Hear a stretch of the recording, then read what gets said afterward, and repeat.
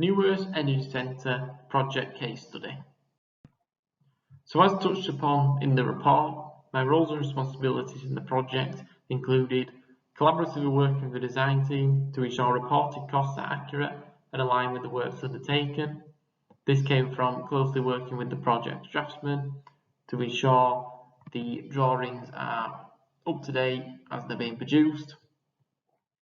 Produce measures both electronically using BIM-Vision and Bluebeam, and also produce measures by hand.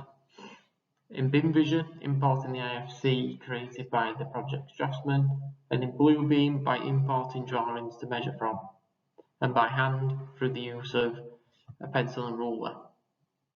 Submit the costs and the measured drawings to the client's quantity surveyor, fortnightly submitting costs and the relevant drawings to support the costs. Produce CVR reports. This occurred monthly using our coin system. The CVR cost report allowed me to clearly identify the uplift in the contract value from estimate to actuals, and monthly maintain or improve the profit margin. Produce application for payments and populate cash flow forecasts. Monthly producing an application for payment based upon the works undertaken to date and populating this money applied for into a cash flow forecast. Based on the payment terms of the contract, you can clearly identify when those monies will be due, and if that date is surpassed, I would get in contact with the quantity surveyor or the accounts team to pay the money. Monitor detailing and fabrication. So again, monitoring the detailing from the project's draftsman and working with him collaboratively and closely. And in fabrication, working with the works manager, and this was assistance to the project manager. Maintain / improve construction program, again in assistance to the project manager. Available options to mitigate and eliminate the negative outcomes and why these were rejected. So in the report, I touched upon the use of incorrect rates which were agreed prior in the remeasure contract. So some options to mitigate and eliminate would be review of the contract prior to agreement and commencement. If the contract was reviewed further, we would have spotted that the rates were agreed, and in hindsight, I should have reviewed the contract further in order to spot this. Improve collaboration between parties and departments. Mainly in departments, if we outlined the agreed rates and the construction contract in a pre-launch meeting, we would have been able to mitigate and eliminate the commercial error. So some reasons for rejection of the available options just mentioned. Lack of experience in detailing of remeasure contracts. Before my involvement in this project, I'd never come across a remeasure contract, therefore I didn't know the terms. Influence from senior colleagues, mainly being the commercial manager, to also always use up-to-date market rates, especially in the steel industry, as the rates are ever changing. Previous experience in costing variations and estimates.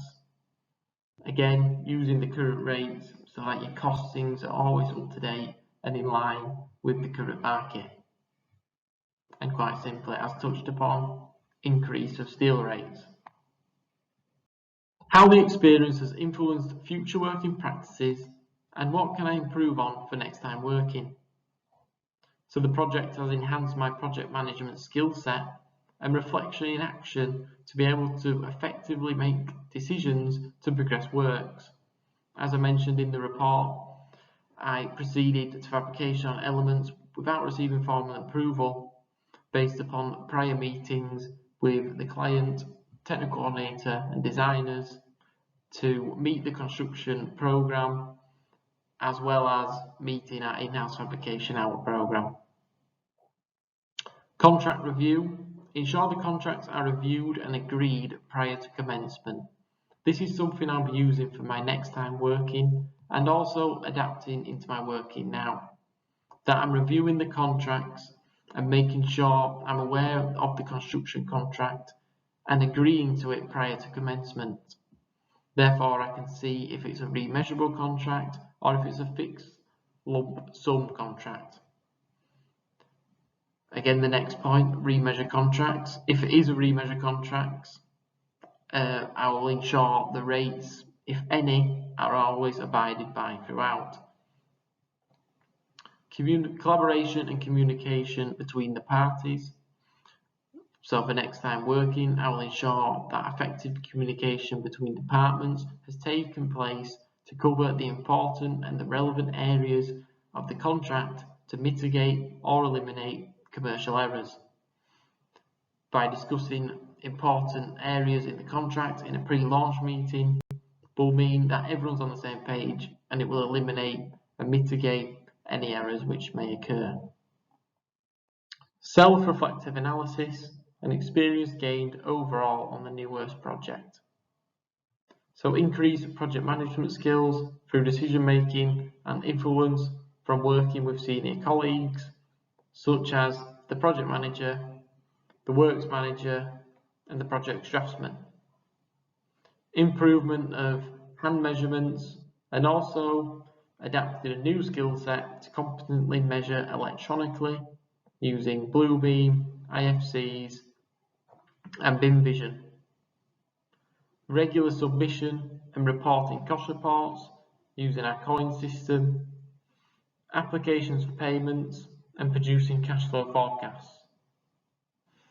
Enhancement of my negotiation skills through being in my first lead final account meeting. Increase my own workload to benefit my own development, taking on more responsibility and wanting that more responsibility in order to develop and learn further. Improve knowledge on different types of construction contracts, as it was a remeasurable contract.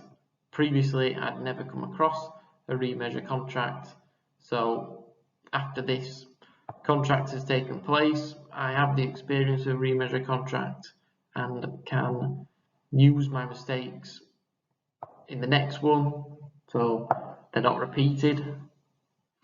And improve knowledge on the importance of pre-construction communications.